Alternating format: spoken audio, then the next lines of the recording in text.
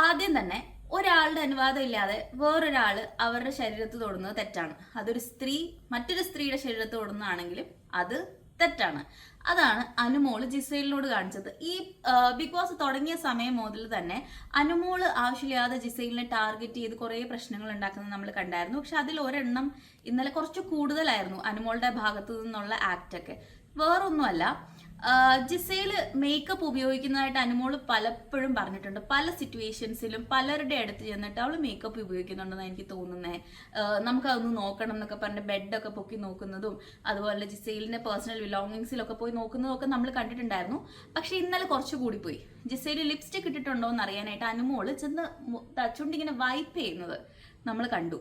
And ആ ജിസയില് don't touch me എന്ന് പറഞ്ഞിട്ട് അനുമോളെ തള്ളി മാറ്റി നിർത്താൻ അനുമോൾ ഏകദേശം വീഴാൻ പോയിട്ടുണ്ടായിരുന്നു കേട്ടോ. അപ്പൊ ഇവർ രണ്ടുപേരും അങ്ങോട്ടും ഇങ്ങോട്ടും ഒരു കയ്യാങ്കളിയിലേക്ക് നീങ്ങുന്ന പോലെ തന്നെ ഉണ്ടായിരുന്നു.